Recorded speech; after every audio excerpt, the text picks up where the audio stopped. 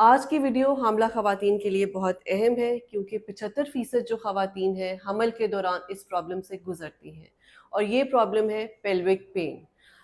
Pelvic pain आपको पेट के निचले हिस्से में, कूलों में, पेल्विक बोन के एरिया में या जो आपकी थाइज़ है उसमें फ़ील होती है और ये हर जो है 100 में से 75 ख़वातीन को ये दर्द महसूस होता है। लेकिन क्या ये दर्द बीमारी है? इसको हम कैसे ठीक कर सकते हैं? और अगर ठीक नहीं कर सकते तो इसको किस तरह से बेरेबल बनाया जा सकता है? आज की वीडियो में हम डिटेल से पेल्विक गर्डल पेन को डिस्कस करेंगे एंड आई एम श्योर इस वीडियो के एंड तक आपकी बहुत सारी जो क्वेरीज हैं और बहुत सारे इसके जो टिप्स हैं इसको बेहतर करने के लिए आप उसको जान सकेंगे। मैं हूं डॉक्टर सादिया मुमताज और आप देख रहे हैं gynae talks. Pelvic girdle pain जो है बेसिकली मैं अक्सर अपने पेशेंट्स को ये बताती हूँ कि ये कोई बीमारी नहीं है बल्कि ये एक कुदरती अमल है।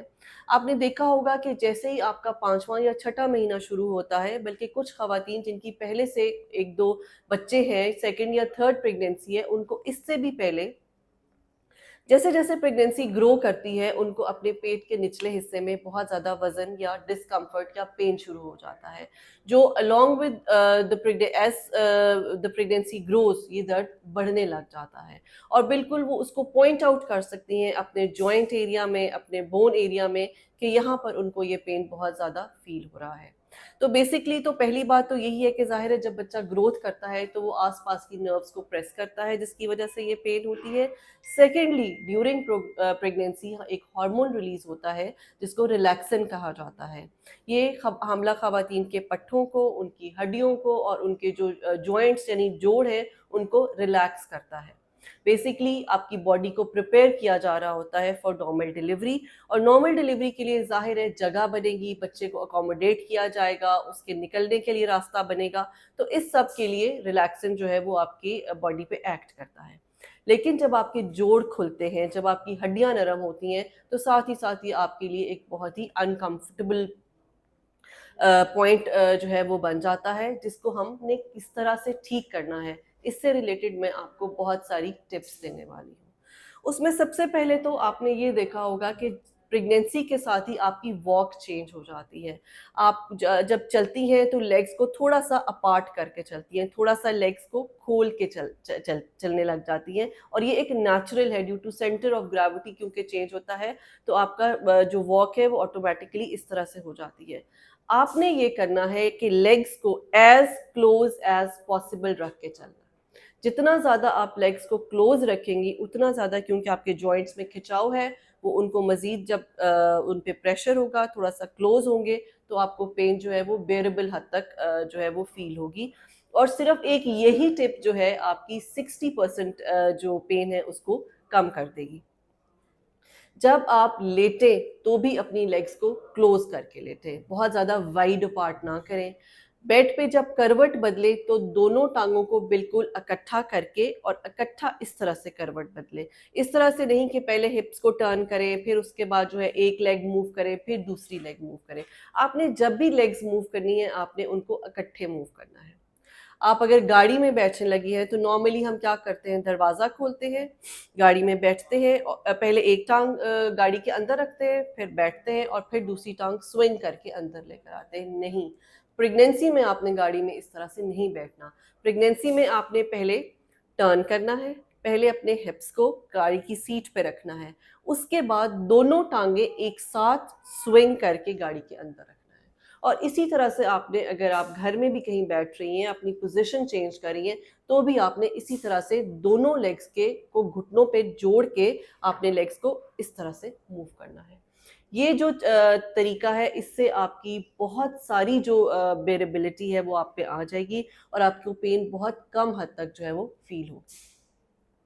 इसके अलावा ये है कि जब आप अगर आप शॉपिंग पे जा रही हैं तो जो कार्ट है, शॉपिंग कार्ट, आपने ग्रोसरीज के लिए या किसी चीज़ के लिए जा रही हैं तो उसको आपने पुश नहीं करना। एक टांग पे वजन ज्यादा नहीं डालना। जब भी आपने खड़े होना है आपने दोनों टांगों पे एक ही जितना वजन डाल के खड़े होना है। अगर आपने ट्राउजर पहनना है, शलवार पहननी है तो खड़े होकर ना पहने उसको, किसी भी चेयर पे, काउच पे, बेड पे बैठकर तब शलवार को पहने ताकि आपके पाँव, एक पाँव पे प्रेशर ना आए। सीढ़ियाँ चढ़ने का तरीका ये है कि या तो इस तरह से करें कि स्टेप बाय स्टेप चढ़ें। एक कदम रखा, फिर उसी सीढ़ी पे दूसरा कदम, फिर एक कदम, फिर उसी सीढ़ी पे दूसरा कदम। ये टाइम टेकिंग ज़रूर है, लेकिन ये आपके लिए कन्वीनियंट है। इसका एक और तरीका ये है कि आप उल्टे होकर सीढ़ियाँ चढ़ें। यानी कि अगर आपने ऊपर को जाना है तो आप ऊपर की तरफ बैक करें और आहिस्ता-आहिस्ता सीढ़ियों को फ़ोकस करते हुए, देखते हुए आप बैक की तरफ कदम बढ़ाकर चढ़ें। लेकिन इस तरह से उतरना नहीं है आपने, कि आप उतरें भी ऐसे, उतरते हुए आप गिर सकती हैं, चढ़ते हुए भी बहुत फ़ोकस करके सीढ़ियों पे आपने इस तरह से चढ़ना है। घर में जिस तरह कई दफ़ा वैक्यूम क्लीनिंग होती है या कई लोगों को कई ख़वातीन को झाड़ू लगाना होता है, तो वो खड़े होकर झुक कर झाड़ू लगाते हैं। सो वो भी आपने नहीं करना, अनलेस कि कोई बहुत ही कम ड्यूरेशन के लिए करें, 5 या 6 मिनट के लिए, लेकिन बहुत लंबी जो है वैक्यूम क्लीनिंग भी आपने नहीं करनी और झाड़ू भी जो है उस तरह से आपने नहीं लगाना। आपने कभी भी चौकड़ी मारकर नहीं बैठना, क्योंकि जब आप चौकड़ी मारकर बैठते हैं तो आप ऑलरेडी जो लैक्स जॉइंट्स और लैक्स मसल्स हैं उनको आप मज़ीद लैक्स कर देते हैं और वो आपकी जो पेन है उसको बढ़ा सकते हैं। एक्टिव ज़रूर रहें, लेकिन अपने आप को वेल रेस्टेड ज़रूर करें। आपने मतलब अपने आप को बहुत ज़्यादा थकाना नहीं है। एक्टिविटी बहुत ज़्यादा इतनी नहीं करनी कि वो आपके लिए जो है वो वबाल जान जो है वो बन जाए। अपने शूज़ को कंफर्टेबल रखें। अक्सर मैंने ये देखा है कि प्रेगनेंसी में ख़वातीन बहुत फ्लैट जूते पहनती हैं।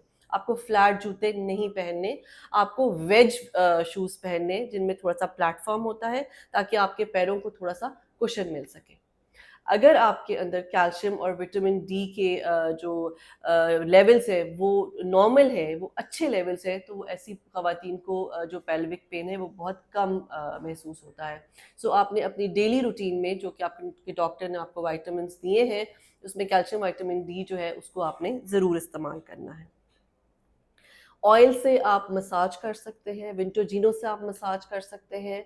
अपना मैट्रेस जो है कोशिश करें कि अगर आपका मैट्रेस बहुत ज़्यादा सॉफ्ट हो चुका है, बहुत ज़्यादा वॉर्न ऑफ हो चुका है, जिसमें जब आप लेटते हुए करवट लेते हैं तो उसमें एक दबाव आता है, तो ऐसा मैट्रेस आपकी कमर दर्द का भी बायस बन सकता है और आपकी पेल्विक जो पेन है उसका भी बायस बन सकता है। सो चेंज योर मैट्रेस, अपना मैट्रेस जो है वो आप फर्म वाला मैट्रेस लें।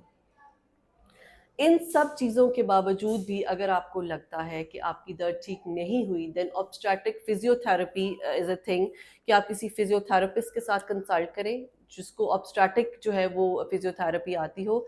वो जो है जो आपको एक्सरसाइजेस बताएगा या बताएंगी, जो आपके साथ जो आपकी डीलिंग करेंगी या आपको एडवाइसेस करेंगी, वो आपकी पेल्विक पेन में बहुत हेल्प करेंगे। इन सब जो टिप्स हैं, इन सबको कर लेने के बाद फिर भी आपकी दर्द ठीक नहीं हुई, तो फिर आप अपने डॉक्टर से ज़रूर कंसल्ट कीजिए। फिर हमारे हमारे पास वो मेडिसिन मौजूद होती है कि अगर हम आपको मेडिसिन दें, थोड़ी-सी स्ट्रॉन्ग होती है और उसको बहुत ज़्यादा हम रिकमेंड नहीं कर सकते, तो आप वो मेडिसिन लें, तो उससे भी आपकी पेन जो है वो बहुत हद तक बेहतर हो जाएगी। बट आई एश्योर यू कि अगर आप इन टिप्स को ही सिर्फ़ फ़ॉलो कर लेंगी, तो आपको ना तो मेडिसिन तक जाना पड़ेगा और ना ही आपको फिजियोथेरेपिस्ट की ज़रूरत पड़ेगी। Last but not the least, pregnancy pillows आते हैं। मैं आपसे कहूँगी कि अगर तो आप रिसेंटली प्रेग्नेंट हुई हैं या जो भी आपकी जेस्टेशन चल रही है, तो आप अभी से एक अच्छे प्रेगनेंसी पिलो में इन्वेस्ट कर लीजिए। प्रेगनेंसी पिलो जो है वो आपकी बॉडी को through out your 9 months adjust करेगा, अकोमोडेट करेगा और आपकी बहुत सी एक्स एंड पेन्स जो है वो उससे ठीक हो जाएगी। मैंने उसकी पिक्चर अभी यहाँ पर लगा दी है, आप इसको देख लीजिए। ऑलमोस्ट हर जो फ़ोम की ब्रांड है, मैट्रेस ब्रांड है, उन्होंने ये प्रेगनेंसी पिलोज़ जो है वो लॉन्च कर दिए हैं। Thank you so